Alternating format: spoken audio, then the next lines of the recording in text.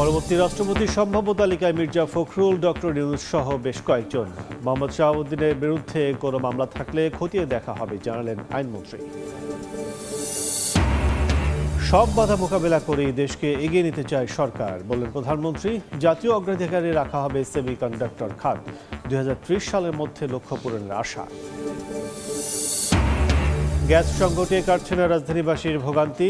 বিদ্যুৎ বিতরণ বেসরকারি খাতে ছাড়লে গ্রাহকের ব্যয় আরও বাড়বে, পকেট ভারী হবে নির্দিষ্ট গোষ্ঠীর, বলছেন জ্বালানি বিশেষজ্ঞ।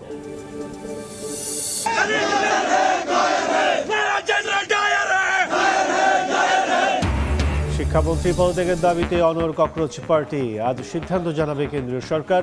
তরুণদের প্রতি কৃতজ্ঞতা জানিয়ে আবারও মোদির ভিডিও বার্তা।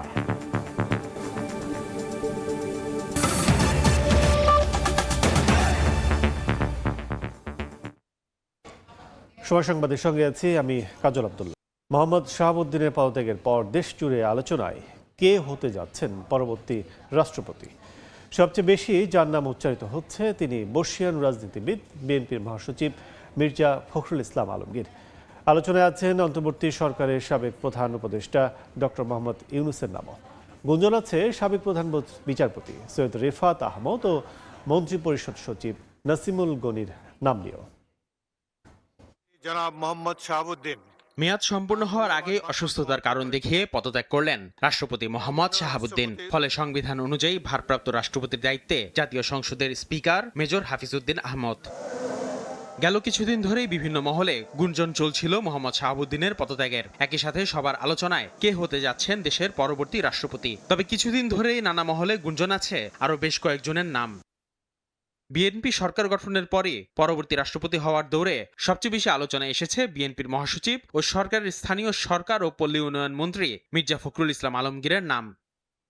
বঙ্গভবনের 23তম বাসিন্দা হওয়ার দৌড়ে আলোচনায় আছেন অন্তর্বর্তীকালীন সরকারের সাবেক প্রধান উপদেষ্টা ডক্টর মোহাম্মদ ইউনূস। 5 আগস্টের পর দেশের ক্রান্তি লগ্নে সরকার প্রধানের দায়িত্ব নেয় রাষ্ট্রপতি পদে তাকেই অনেকে এগিয়ে রাখছেন। এদিকে দেশের 25তম প্রধান বিচারপতির দায়িত্ব নিয়ে অনেকেরই সুনজরে আসেন সৈয়দ রেফাত আহমদ। পাশাপাশি আলোচনায় আছে মন্ত্রিপরিষদ সচিব নাসিমুল গনির নাম। বিএনপির বর্ষিয়ান নেতাদের মধ্যে মির্জা ফখরুলের নাম এগিয়ে থাকলেও আলোচনায় আছেন খন্দকার মোশাররফ হোসেন, ডক্টর মঈন খান ও নজরুল ইসলাম খানও। আসিফ মোহাম্মদ সিয়াম, সময় সংবাদ, ঢাকা। পরবর্তী রাষ্ট্রপতি নির্বাচনের জন্য 24 অক্টোবর পর্যন্ত সময় আছে জানিয়ে আইনমন্ত্রী বলেন, মোহাম্মদ শাহাবুদ্দিনের বিরুদ্ধে কোনো মামলা থাকলে তা খতিয়ে দেখা হবে। এজন্য বিশেষ অধিবেশনের প্রয়োজন নেই বলেও জানান আইনমন্ত্রী। সকালে রাজধানী সিডা মিনারেতনে এক পরামর্শ সভায় এ মন্তব্য করেন তিনি।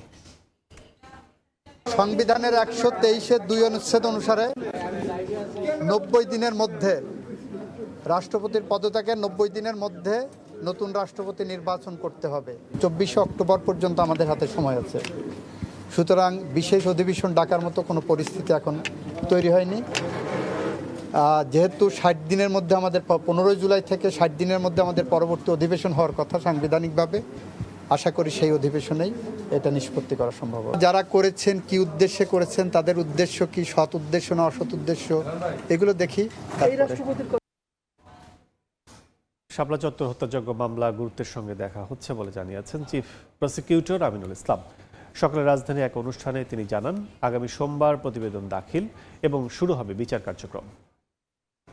রিপোর্ট প্রস্তুত করা হয়েছে, রিপোর্ট আমার কাছে সাবমিট করেছে। আগামী সোমবার দিন আমি বাদী হয়ে ফরমাল চার্জ ইনশাল্লাহ আমি দাখিল করব এবং আগামী সোমবার থেকে এটা ফরমাল বিচার কার্য শুরু হবে। সেই কারণে আমি অত্যন্ত আনন্দের সাথে অধিকারকে, আমি তার সম্পূর্ণ কৃতিত্ব আমি সে অধিকারকে দিতে চাই। অধিকারের কাছে আমরা কৃতজ্ঞতা প্রকাশ করছি। অধিকারের মতো এরকম মানবাধিকার সংগঠন আরও আমাদেরকে বাংলাদেশে সাধারণ মানুষের তাদের অধিকার প্রতিষ্ঠার ক্ষেত্রে তারা আরও বেশি কাজ করবেন। সব বাধা মোকাবেলা করে দেশকে এগিয়ে নিতে চায় সরকার। কৃষি, পোশাক শিল্প, প্রবাসী আর পাশাপাশি জাতীয় অগ্রাধিকারে রাখা হবে সেমিকন্ডাক্টর খাত। 2030 সালের মধ্যে লক্ষ্য পূরণের আশাবাদের কথা জানালেন প্রধানমন্ত্রী তারেক রহমান। সকালে রাজধানী তেজগাঁওয়ে নভ থিয়েটারে দুদিনব্যাপী national semiconductor symposium and BER summit 2026-এর উদ্বোধনী অনুষ্ঠানে যোগ দিয়ে কথা বলেন সরকার প্রধান। নানা সীমাবদ্ধতা প্রতিকূলতা পেরিয়ে বাংলাদেশ বর্তমানে কৃষি, পোশাক শিল্প, প্রবাসী আয় ও ডিজিটাল সেবায় সফলতা দেখিয়েছে বলে মন্তব্য করেন তিনি।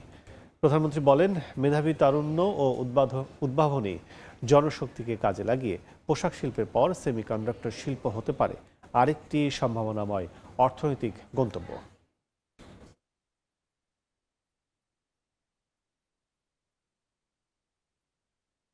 নানা প্রতিবন্ধকতা পেরিয়ে বাংলাদেশ বর্তমানে কৃষি, পোশাক শিল্প, প্রবাসী আয় এবং ডিজিটাল সেবায় সফলতা দেখিয়েছে। আমাদের মেধাবী তারুণ্য, দক্ষ এবং উদ্যমী জনশক্তির উদ্ভাবনী শক্তির উপরে ভর করে পোশাক শিল্পের পরে, যেটি আমি দৃঢ়ভাবে বিশ্বাস করি, পোশাক শিল্পের পরে সেমিকন্ডাক্টর শিল্পই হতে পারে বাংলাদেশের জন্য আরেকটি সম্ভাবনায় অর্থনৈতিক গন্তব্য। এই লক্ষ্য বাস্তবায়নে আমি সংশ্লিষ্ট মন্ত্রণালয়, সরকারি সংস্থা, বিশ্ববিদ্যালয়, শিল্প খাত, প্রবাসী পেশাজীবী এবং উন্নয়ন সহযোগীদের সমন্বিতভাবে কাজ করার জন্য বিনীত আহ্বান জানাই। সময় সংবাদ আরও থাকছে। থামছে না ভারত থেকে বাংলাদেশে পুশিংয়ের চেষ্টা। ঝিনাইদহ, দিনাজপুরে 15 জনকে ঠেলে পাঠানোর চেষ্টা রুখে দিল বিজিবি। কর্মীদের নিয়ে স্কুল গেটে আড্ডা দিচ্ছিলেন কাফরুল থানার যুবদলের সদস্য সচিব। হঠাৎ করেই গুলি ছুটতে থাকে দুর্বৃত্তরা। সদস্য সচিব প্রাণে বেঁচে গেলেও নিহত হন এক যুবদল কর্মী। গুলিবিদ্ধ হন আরও 2জন। রাজধানীর মিরপুর 13 নম্বরে এই ঘটনায় জড়িত সন্দেহে একজনকে আটক করে পুলিশে দিয়েছে এলাকাবাসী। বাকিদের ধরতে চলছে অভিযান। আমার দিকে তাক করে 2 রাউন্ড গুলি করে। আল্লাহ আমাকে হেফাজত করছে, আমি গুলিবিদ্ধ হই নাই। একজন পথচারী গুলিবিদ্ধ হয়েছে। তখন আমার সাথে আরেকজন সহযোদ্ধা মামুন, ও আবার দোকান থেকে যে টুল, ছোট একটা টুল নিয়ে আমাকে যখন 3য় রাউন্ড গুলি করার প্রস্তুতি নিচ্ছে, তখন মামুন আবার টুলটা থ্রো করছে। সন্ত্রাসীদের গুলিতে অল্পের জন্য প্রাণে বেঁচে যাওয়ার বর্ণনা দিচ্ছিলেন কাফরুল থানা যুবদলের সদস্য সচিব হাফিজুল ইসলাম বাবু। শুক্রবার রাতে মিরপুর 13 নম্বরে শেরে বাংলা সরকারি প্রাথমিক বিদ্যালয়ের গেটের সামনে বন্ধু ও দলীয় নেতাকর্মীদের নিয়ে আড্ডা দিচ্ছিলেন বাবু। হঠাৎ করে 4 যুবক এসে গুলি চালাতে শুরু করে। নিহত হন ইউসুফ নামে এক যুবদল কর্মী। ইউসুফ চিৎকার দিয়ে বলছে, তোর সাথে কি? ধরার সাথে সাথে ইউসুফকে বুকের বাম পাশে ঠেকায় গুলি করছে 1 রাউন্ড। গুলিবিদ্ধ হওয়ার পরে ইউসুফ আসছে, ইউসুফ আইসা আমাকে জড়ায় ধরছে। জড়ায় ধরার পর বলতেছে, ভাই আমি গুলি খাইছি। ঘটনাস্থল থেকে এলোপাতারি গুলি ছুড়ে পালানোর সময় আহত হন পথচারী সহ 2 জন। প্রাণে বেঁচে যাওয়া বাকিদের জবানে উঠে আসে রোমহর্ষক সেই বর্ণনা। আমারে ফায়ার করছে, আমার ফায়ারটা একটা পথচারীর গায়ে লাগছে। আল্লাহ পাক বাঁচাইছে আমাকে। দৃশ্যমান 3 জন ব্যক্তি হাঁটা চলা কইরা গুলি কইরা চলে গেল। তারা যাওয়ার জন্য ফাঁকা আওয়াজ করছে নাকি গুলি করছে, সেই গুলি যে লাগছে তার গায়ে, আর একজন এই কাপড়ের দোকানদার। ঘটনার পরপরই একজনকে অস্ত্রসহ আটক করেছে পুলিশ। বাকিদের গ্রেফতারেও চলছে অভিযান। ঘটনার সময় 2 জন গুরুতর আহত, পরে একজন মারা গেছে হাসপাতালে। দুর্বৃত্তদের একজনকে অস্ত্রসহ গ্রেপ্তার করা হয়েছে, বাকিদের গ্রেপ্তারের চেষ্টা চলতেছে। নিহত ইউসুফ আলীর গ্রামের বাড়ি বরিশালের উজিরপুরে। আহত 2 জন ঢাকা মেডিকেল কলেজ হাসপাতালে চিকিৎসাধীন। নাইম হাসান, সময় সংবাদ, ঢাকা। বাংলাদেশের উত্থাপিত শান্তি ও সহাবস্থানের সংস্কৃতি বিষয়ক প্রস্তাব জাতিসংঘ সাধারণ পরিষদে গৃহীত হয়েছে। জাতিসংঘে বাংলাদেশের স্থায়ী প্রতিনিধি রাষ্ট্রদূত সালাউদ্দিন নোমান চৌধুরী বলেন, শান্তিপূর্ণ অন্তর্ভুক্তিমূলক সমাজ গড়ে তুলতে সংলাপ, পারস্পরিক বোঝাপড়া এবং জাতিসংঘ সনদের প্রতি অঙ্গীকার অপরিহার্য। তিনি প্রস্তাবটির প্রতি ব্যাপক সমর্থন ও গঠনমূলক সম্পৃক্ততার জন্য সদস্য রাষ্ট্রগুলোর প্রতি কৃতজ্ঞতা জানান।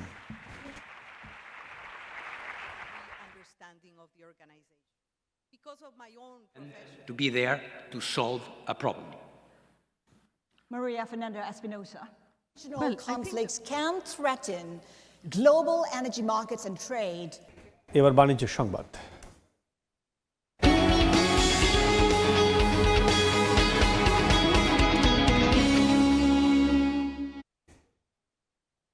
বিদ্যুৎ বিতরণ বেসরকারি খাতে ছাড়া চিন্তা করছে সরকার। এতে ব্যয় বেড়ে দিন শেষে খেসারত দিতে হবে গ্রাহককেই, এমনটাই মনে করছেন জ্বালানি বিশেষজ্ঞরা। তাদের মতে বেসরকারি খাতে সরকারের নিয়ন্ত্রণ না থাকাই এর অন্যতম কারণ। ফারুক ভূঁইয়া, রবিনের রিপোর্ট।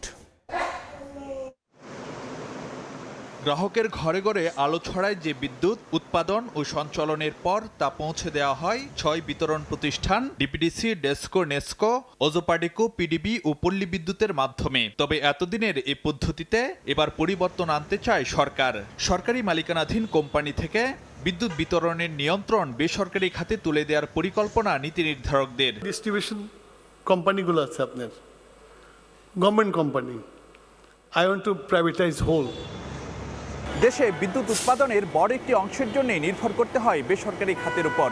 বর্তমানে বিদ্যুৎ খাতের নানা সংকট আর ব্যয় বৃদ্ধির অন্যতম কারণ মনে করা হয় এই অতিমাত্রায় বেসরকারি খাত নির্ভরতাকে। এখন বিদ্যুৎ বিতরণ ব্যবস্থাপনাকেও যদি বেসরকারি খাতের হাতে ছেড়ে দেওয়া হয় তাহলে এর সম্ভাব্য প্রভাব কি দাঁড়াবে তা নিয়ে উঠছে নানা প্রশ্ন। বিদ্যুৎ উৎপাদনে বেসরকারি সম্পৃক্ততা বাড়ার পর অনেকাংশেই অলিগার্ক শ্রেণীর হাতে জিম্মি এ খাত। বিদ্যুতের উৎপাদন ব্যয় ও ক্যাপাসিটি চার্জ নিয়ে বিতর্ক, এলপি গ্যাসের বাজারে নৈরাজ্য সহ নানা উদাহরণ প্রমাণ করে বেসরকারি খাত নিয়ন্ত্রণে দায়িত্বশীল সংস্থাগুলোর ব্যর্থতা। বিশেষজ্ঞরা বলছেন বিদ্যুৎ বিতরণ ব্যবস্থাও ব্যক্তি মালিকানায় গেলে পকেট ভারী হবে নির্দিষ্ট গোষ্ঠীর। ধনীদেরকে আরো ধনী করতে হবে, আমাদেরকে মারতে হবে, জনগণকে মারতে হবে, সেই জন্য এইসব স্লোগান। ব্যক্তি খাতে দেওয়ার ফলে কিন্তু আমাদের বিদ্যুৎ উৎপাদন হিসাবের চেয়ে বেশি ট্যারিফ নির্ধারণ করতে হচ্ছে, কারণ রাষ্ট্রটা ওদের নিয়ন্ত্রণে। আবার বিতরণ খাত যদি এটাতে দেই, বিতরণ খাতে ট্যারিফ যেটা নির্ধারণ হবে সেই ধরাটা যদি 5 টাকা হয়, সেখানে তারা ধরবে এটা 60 টাকা। অর্থাৎ উৎপাদন ব্যয় একবার লাভ দিল, আবার বিতরণ ব্যয় আরেকবার লাভ দিবে। প্রথম কথা হলো যে বাংলাদেশে ডিস্ট্রিবিউশন চালানোর মতো কোনো প্রাইভেট সেক্টর নাই। 2 নম্বর, প্রাইভেট সেক্টর পাবলিক ইন্টারেস্ট রাখতে পারবে কিনা এবং সরকারের তার উপরে কন্ট্রোল থাকবে কিনা এটাও আমরা নিশ্চিত না। বাংলাদেশে কোনো প্রাইভেট সেক্টরের উপরে কোনো রেগুলেটরি কোনো কন্ট্রোল দেখতে পাচ্ছি আমরা? এলপিজি যে প্রাইস ডিক্লেয়ার করে সেই প্রাইসে মার্কেটে পাওয়া যায়। তবে সরকারি বিতরণ প্রতিষ্ঠানগুলোর বিরুদ্ধেও আছে দুর্নীতি, অব্যবস্থাপনা, গ্রাহক হয়রানির নানা অভিযোগ। কিন্তু তার জন্য বেসরকারি খাত কোনোভাবেই উপযুক্ত বিকল্প নয় বলে মত বিশেষজ্ঞদের। There will be no change in private sector, absolutely no. বাংলাদেশে প্রাইভেট সেক্টর যে খুব সৎ, খুব এফিশিয়েন্ট এটা বলা যাবে না। বাংলাদেশে করাপশনের যে জেনারেল ট্রেন্ড সরকারি, আধা সরকারি সব জায়গায় আছে, প্রাইভেট সেক্টরও আছে। Private sector is equally corrupt. সরকারি খাতের এটা কিন্তু খাতের দোষ নাই, খাতের নিয়ন্ত্রণ যারা করে তাদের দোষ। করাপশন তো এখনও ওনারা বন্ধ করতে পারে। করাপশন ওনারা বন্ধ করে না কেন? একটাই কারণ, করাপশনের ভাগ সবাই পায়, পাওয়ারফুল লোকেরাও করাপশনের ভাগ পায়। ওনারা যদি প্রাইভেটকে দেয়, এই করাপশন কি বন্ধ হবে? না, ওনারা তো প্রাইভেট পার্টির থেকেও পয়সা নেবেন। ভারতের কয়েকটি শহরে বিদ্যুৎ বিতরণে আদানি, রিলায়েন্স, টাটার মতো প্রতিষ্ঠানের সফলতা থাকলেও বাংলাদেশের বাস্তবতা ভিন্ন বলে মনে করেন কোনো বিশেষজ্ঞ। ফারুক ভিয়া, রবিন, সময় সংবাদ, ঢাকা। রাজধানীর ফিলিং স্টেশনগুলোতে গ্যাস সংকটের কারণে পর্যাপ্ত গ্যাস পাচ্ছেন না যানবাহন চালকরা। এনে বিস্তারিত জানাতে এই মুহূর্তে মহাখালী এলাকায় আছেন সহকর্মী ওয়ালুল সাকিব। সরাসরি যাচ্ছি তার কাছে। এই মুহূর্তে আমি আছি রাজধানীর মহাখালীতে। এখানকার ফিলিং স্টেশনেও কিন্তু আমি ঠিক একই চিত্র দেখতে পাচ্ছি, যেমনটি আমি যে তেজগাঁও এলাকায় দেখেছিলাম। আমরা দীর্ঘ গাড়ির সারি দেখতে পাচ্ছি। এখানে কিন্তু আমরা যে সিএনজির একটি লাইন দেখতে পাচ্ছি এবং গাড়ির একটি লাইন দেখতে পাচ্ছি। এবং এই যে ফিলিং স্টেশনটি রয়েছে, এখান থেকে যে সড়কের ওই পাশের মোড় পেরিয়ে কিন্তু লাইন চলে গেছে আরও বেশ খানিকটা দূরে।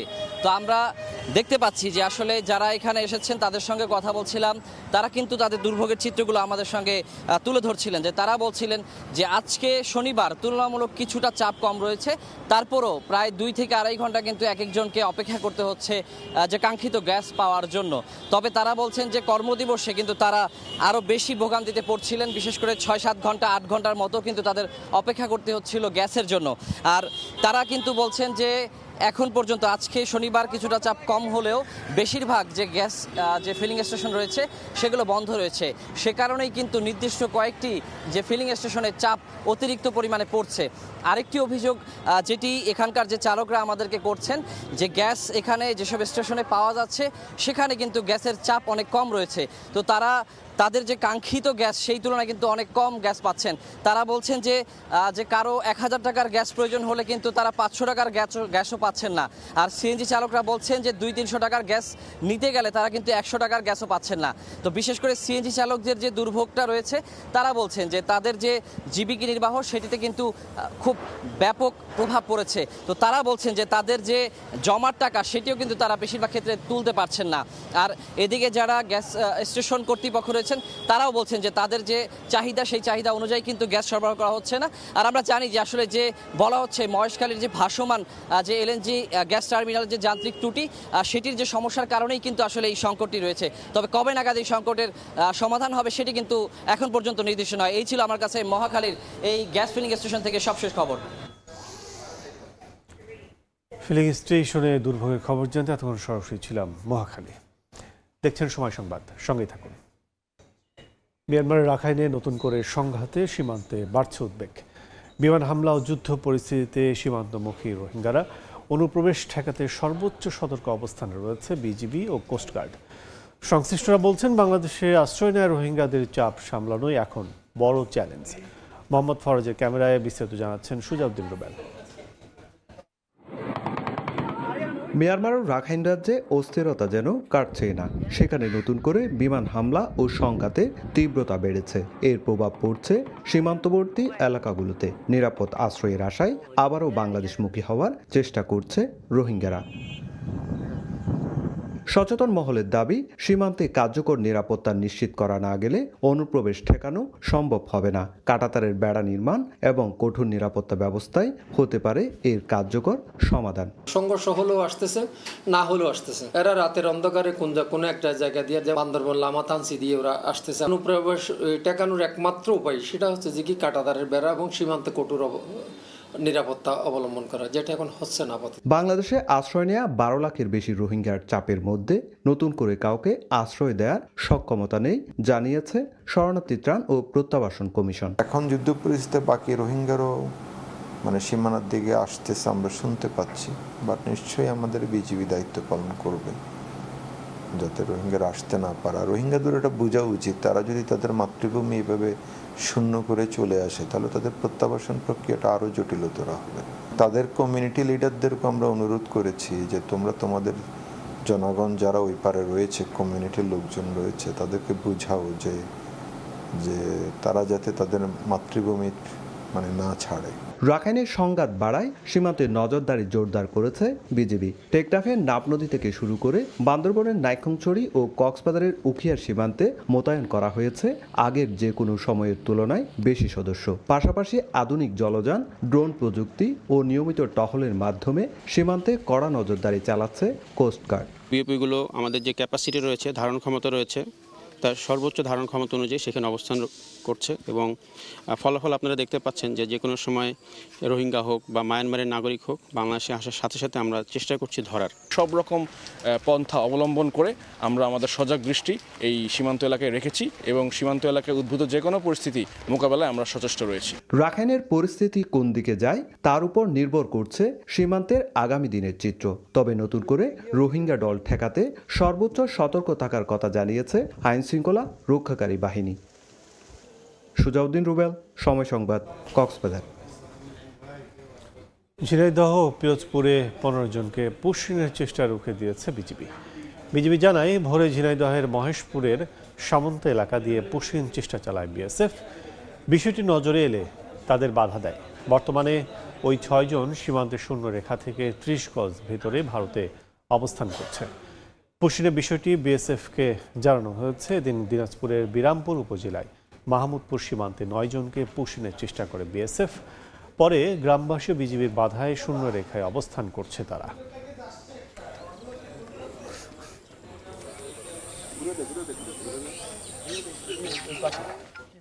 এই মুহূর্তে দিনাজপুরে বিরামপুরে আছেন শফিকুল ইসলাম। শফিক, বিস্তারিত জানতে সরাসরি যাচ্ছি তার কাছে।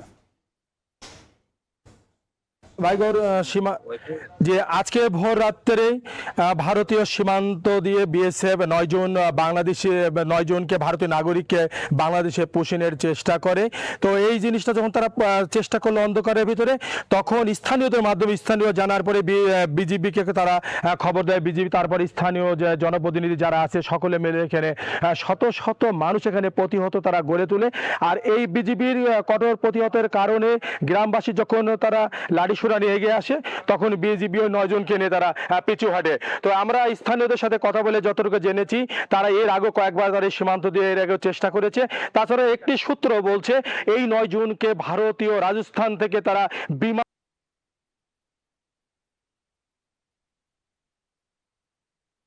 তাছাড়া এখানে বিজিবি সদস্যরা আছে, গ্রাম পুলিশ আছে, তারা বলছেন কোনোভাবে যেন ভারতীয় নাগরিক তারা যেন অবৈধভাবে বাংলাদেশে পুষ্টি না করতে পারে, এই ব্যাপারে তারা কঠোরভাবে বলেছি। তাছাড়া এখানে বিজিবি সদস্যরা আছে, গ্রাম পুলিশ আছে, তারা বলছেন কোনোভাবে যেন ভারতীয় নাগরিক তারা যেন অবৈধভাবে বাংলাদেশে পুষ্টি না করতে পারে, এই ব্যাপারে তারা কঠোরভাবে তারা এখানে লাঠি সোরা নিয়ে তারা এখানে অবস্থান করছে। তারা বলছেন যে প্রয়োজন বোধে বিজিবির সঙ্গে তারা গ্রাম পুলিশ তারা একত্রিত হয়েছেন। তারা বলছেন কোনোভাবে যেন তারা পুষ্টি না করতে পারে, এটা তারা প্রতিহত করবেন। আমরা দেখেছি একদম আমি যেখানে দাঁড়িয়ে আছি এইটা ভাইগড় সীমান্তের শ্রীরামপুর একদম সীমান্তবর্তী এলাকা, যেটা হচ্ছে ভারতের সীমান্ত 291 এস পিলারের পাশে। তো আমরা দেখেছি যে ভারতের অভ্যন্তরে এখানে অনেক বিএসএফ সদস্য রয়েছে। তাছাড়া বাংলাদেশের অভ্যন্তরে এখানে শত শত নারী পুরুষ এবং গ্রাম পুলিশ রয়েছে, বিজিবি সদস্যরা রয়েছে, তারা কিন্তু মুখোমুখি অবস্থান। আমরা আরেকটা জিনিস শুনেছি, তারা ভারতের অভ্যন্তরে যারা 9 জন যে নারী আছে, তারা কিন্তু ওখান থেকে চিৎকার দিচ্ছে। তারা বারবার চায় যে, তারা বলছে যে আমরা একটা সমাধান চাই, আমাদেরকে যেভাবে যে সরকারের মাধ্যমে তারা একটা সিদ্ধান্ত চান যে তাদেরকে বিভিন্ন সীমান্ত দিয়ে দেওয়া হয়। তো সীমান্ত এলাকা থেকে আমার কাছে এতটুকু ছিল সর্বশেষ। দেখছেন সময় সংবাদ। বগুড়া শেরপুরে আরডিএর বার্ষিক পরিকল্পনা সম্মেলনে বক্তব্য রাখছেন স্থানীয় সরকার মন্ত্রী মির্জা ফখরুল ইসলাম আলমগীর। সরাসরি যাচ্ছে সেখানে। ফোকাস করে সেটা করতে দেখি না। আমি কয়েকদিন আগে আমার দেশ ঠাকুরগা, আপনারা জানেন, আমি ঠাকুরগাতে গিয়েছিলাম। আমাকে একজন বলল যে একজন কৃষক সে নিজের উদ্ভাবনীতে সোলার দিয়ে সে 300 একর জমি চাষ করছে 28টা পাম্পের মধ্যে দিয়ে, এবং 43টা মুরগির একটা খামারও করেছে। আর সেই সঙ্গে আপনার ওই সোলার সিস্টেম দিয়ে সে অন্যান্য কাজগুলো করছে, বিদ্যুতের বাড়ি ঘর, এয়ার কন্ডিশনার, টেলিভিশন এগুলো চালাচ্ছে।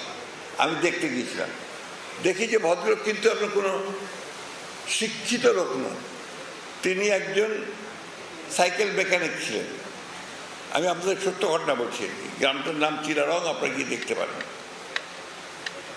সে নিজে সাইকেলের মেকানিক করতে করতে তিনি নিজেই আপনার উদ্ভাবন করতে শুরু করেন যে কীভাবে বিদ্যুৎ উৎপাদন করা যায়, এবং তিনি এই করতে করতে কিন্তু সোলার দিয়ে বিদ্যুৎ উৎপাদন করে ফেলেছেন।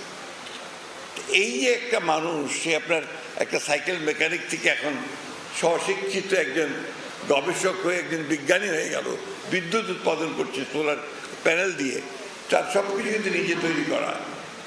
এইটাকে কিন্তু আমরা কেউ হাইলাইট করে না। আমি বারবার করে ওখানে যারা ছিল রিপোর্টার, তাদের বললাম যে ভাই এগুলো একটু দেবেন তো ভালো করে পত্রিকায়। একটা না দুটো পত্রিকায় আসছে, আর কোনো পত্রিকা আসে। এটাই সমস্যা। আমি যে কথা বলছিলাম, আমরা তর্ক করতে ভালোবাসি, আমরা রাজনৈতিক চিন্তা ভাবনা নিয়ে আমরা বেশি চিন্তা করি সবাই। আমাদের একেবারে যে রিক্সা শ্রমিক সেই ভাইটা থেকে শুরু করে আপনার একদম টপে যারা, তারাও রাজনীতির কথা বলে। এমনকি আপনি দেখবেন গ্রামে 2-3টে আপনার গুমটি ঘর আছে, আপনার চায়ের দোকান, ওখানে আপনার টেলিভিশন দেয়, ওকে বসে গল্প করে ওখানে। দেখছি সময় সংবাদ। ভারতে প্রশ্নপত্র ফাঁসের ঘটনায় শিক্ষামন্ত্রী ধর্মেন্দ্র প্রধানের পদত্যাগ না হওয়া পর্যন্ত আন্দোলন চালিয়ে যাওয়ার ঘোষণা ককরোচ জনতা পার্টি। প্রশ্ন ফাঁসে জড়িতদের বিরুদ্ধে কঠোর শাস্তির বিধান রেখে নতুন আইনের কথা জানান প্রধানমন্ত্রী নরেন্দ্র মোদী। শিক্ষামন্ত্রীর পদত্যাগের দাবিতে উত্তাল নয়াদিল্লির যন্তর মন্তর। ককরোচ জনতা পার্টির ডাকে শনিবার সকাল থেকেই ভিড় বাড়তে থাকে ছাত্রদের। আন্দোলন থেকে এক চুলও সরে দাঁড়াতে রাজি নন সিজেপি নেতা অভিজিৎ দীপকে। ধর্মেন্দ্র প্রধানের পদত্যাগ না হওয়া পর্যন্ত এই আন্দোলন চলবে বলে ঘোষণা দেন তিনি। শুক্রবার সিজেপি প্রতিনিধিদের সঙ্গে বৈঠকে শনিবার দুপুর পর্যন্ত সময় চায় মোদী প্রশাসন। ককরোচ জনতা পার্টির মুখপাত্র আশুতোষ রাঙ্কা বলেন, ধর্মেন্দ্র প্রধানকে অপসারণ না করলে আলোচনায় বসার কোনো অর্থ নেই। শিক্ষামন্ত্রীর পদত্যাগের বিষয়ে সরকারের কাছ থেকে স্পষ্ট হ্যাঁ অথবা না উত্তর চান তারা। শনিবার যুব কংগ্রেস ভারতের কর্মীরাও প্রধানমন্ত্রী নরেন্দ্র মোদী, স্বরাষ্ট্রমন্ত্রী অমিত শাহ এবং শিক্ষামন্ত্রী ধর্মেন্দ্র প্রধানের প্রতীকী শেষকৃত্য পালন করে। 20 জুলাই প্রধানমন্ত্রী নরেন্দ্র মোদী, স্বরাষ্ট্রমন্ত্রী অমিত শাহ এবং শিক্ষামন্ত্রী ধর্মেন্দ্র প্রধান যেভাবে আন্দোলনকারীদের উপর লাঠিচার্জ, পেলেট গান ব্যবহার এবং টিয়ার শেল নিক্ষেপের নির্দেশ দিয়েছেন তা প্রমাণ করে তাদের মানবিকতা ও বিবেক মৃত। আর সে কারণেই আমরা প্রতীকীভাবে তাদের শেষকৃত্য সম্পন্ন করেছি। আন্দোলন চলছে মুম্বাই, হায়দ্রাবাদ, বেঙ্গালুরু, আহমেদাবাদ সহ বিভিন্ন শহরেও। এর আগে তরুণদের প্রতি কৃতজ্ঞতা জানিয়ে ভিডিও বার্তায় ভারতের প্রধানমন্ত্রী নরেন্দ্র মোদী বলেন, প্রশ্ন ফাঁসে জড়িতদের বিরুদ্ধে কঠোর শাস্তির বিধান রেখে নতুন আইন আনা হবে। এদিকে আন্দোলন ঘিরে তদন্ত জোরদার করেছে দিল্লি পুলিশ। 18 জুলাই সোনম ওয়াংচুককে যন্তর মন্তর থেকে সরিয়ে দেওয়ার পর সেখানে দেয়া সব বক্তব্য খতিয়ে দেখা হচ্ছে। রাইসা জান্নাত, সময় সংবাদ। এ পর্যায়ে শীর্ষ সংবাদগুলো জানিয়ে দিচ্ছি আরেকবার। পরবর্তী রাষ্ট্রপতির সম্ভাব্য তালিকায় মির্জা ফখরুল, ডক্টর ইউনূস সহ বেশ কয়েকজন। মোহাম্মদ শাহাবুদ্দিনের বিরুদ্ধে কোনো মামলা থাকলে খতিয়ে দেখা হবে জানালেন আইনমন্ত্রী। শাপলা চত্বর হত্যাযজ্ঞ মামলা গুরুত্বের সঙ্গে দেখছেন ট্রাইব্যুনাল। সোমবার প্রতিবেদন দাখিল শুরু হবে বিচার কাজ, জানালেন চিফ প্রসিকিউটর। এবং সব বাধা মোকাবেলা করে দেশকে এগিয়ে নিতে চায় সরকার, বলেন প্রধানমন্ত্রী। জাতীয় অগ্রাধিকারে রাখা হবে সেমিকন্ডাক্টর খাত, 2030 সালের মধ্যে লক্ষ্য পূরণের আশা।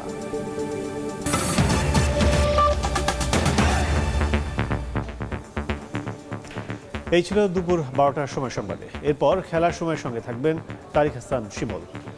কাজল, আপনাকে ধন্যবাদ। খেলার সময় নিয়ে আসছি কিছুক্ষণ পর, সঙ্গে থাকুন সময়ের।